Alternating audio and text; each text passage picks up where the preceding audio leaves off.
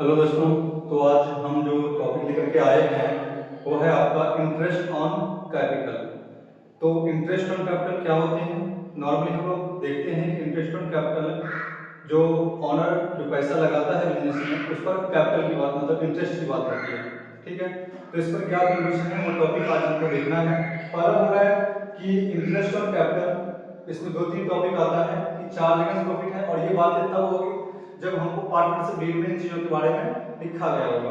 तो पहला बोल रहा है कि charge against profit, appropriation of profit या नोट मेंशन, इन चीजों के बारे में ना चार्ज अगेंस्ट प्रॉफिट के बारे में कुछ लिखा है ना एप्रोप्रिएशन ऑफ प्रॉफिट के बारे में कुछ लिखा है। तो क्या इसका कंडीशन होगा? चार्ज अगेंस्ट प्रॉफिट की बात अगर करें तो यहाँ पर अगर ऐसे कंडीशन में दिया गया है तो हमको यहाँ पर चाहे प्रॉफिट हो चाहे लॉस हो आपको इंटरेस्ट ऑन कैपिटल देना ही देना है। ठीक है। दूसरा है आपका एप्रोप्रिएशन ऑफ प्रॉफिट। अगर एप्रोप्रिएशन ऑफ प्रॉफिट की बात करें तो चाहे आपको अगर प्रॉफिट होता है तो दीजिए और अगर नहीं होता है तो इंटरेस्ट ऑन कैपिटल मत दीजिए।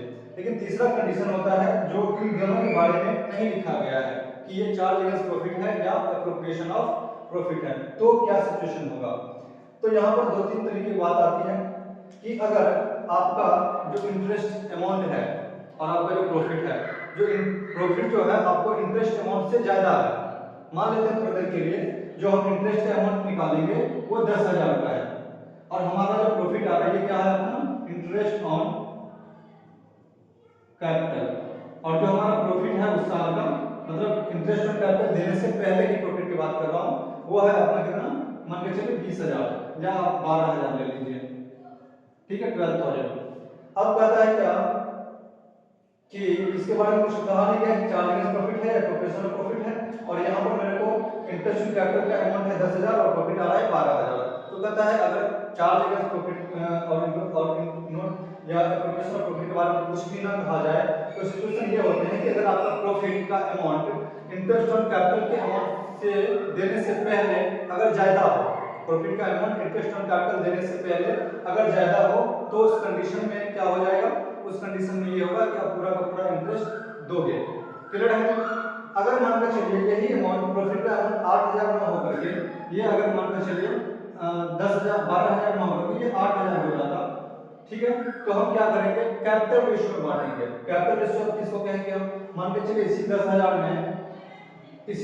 में आपका क्या होता होगा 10% के दर से, अगर मैं मान लूं 10% के दर से इंटरेस्ट रेट है, इंटरेस्ट ऑन कैपिटल का रेट, और मान के चलिए 50,000 किसी का है, किसी का 40,000 का कैपिटल था, किसी का 10,000 का कैपिटल था। तो 4 5 और 1 मतलब 5 4 और